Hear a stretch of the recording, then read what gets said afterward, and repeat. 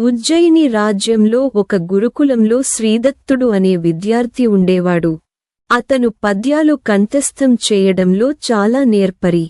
మిగతా శాస్త్రాలన్నీ క్షణాల్లో నేర్చుకునే శక్తి అతనికి ఉంది. అందుకే అందరూ అతనిని బాలమేధావి అని పిలిచేవారు. అయితే చదవడంలో ఎంత ఆసక్తి ఉంటే రాయడంలో మాత్రం అంతగా ఉండేది కాదు. ఒకరోజు గురువుగారు శ్రీదత్తుణ్ణి పిలిచి ఇలా అన్నారు, "నువ్వు బాగా చదువుతున్నావు, అన్నీ సులభంగా అర్థం చేసుకుంటున్నావు. కానీ రాయడానికి ఎందుకు బద్ధకిస్తావు?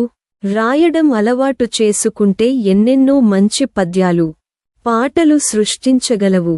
శ్రీదత్తుడు మాటలకు ఒప్పుకున్నాడు గాని రాయడం మాత్రం ప్రారంభించలేదు. అంతలో ఒక సాధువు గురుకులానికి వచ్చాడు. గురువు శ్రీదత్తుడి అలవాటు గురించి చెప్పి అతడిలో మార్పు తేవాలని కోరాడు.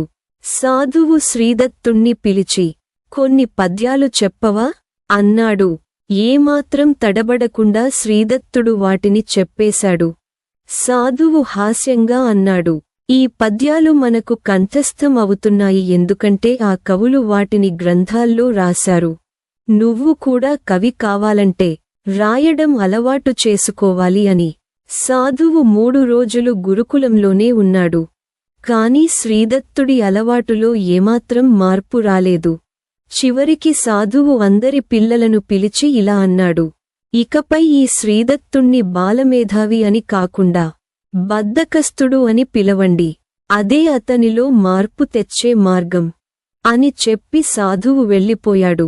ఆ రోజు నుంచి పిల్లలందరూ అతనిని బద్ధకస్తుడు అంటూ పిలవడం ప్రారంభించారు. మొదట 1-2 రోజులు శ్రీదత్తుడు పట్టించుకోలేదు. కాని తర్వాత తనను అలా పిలిపించుకోవడం చాలా ఇష్టం లేకపోయింది. అందుకు కారణం తాను రాయకపోవడమే అని గ్రహించాడు. అప్పటినుంచి రాయడం అలవాటు చేసుకున్నాడు. కొంతకాలానికి అతని మార్పును గమనించిన గురువు ఆనందపడి ఇతర పిల్లలకు ఇకపై బద్ధకస్తుడు అని పిలవొద్దని ఆపేశాడు.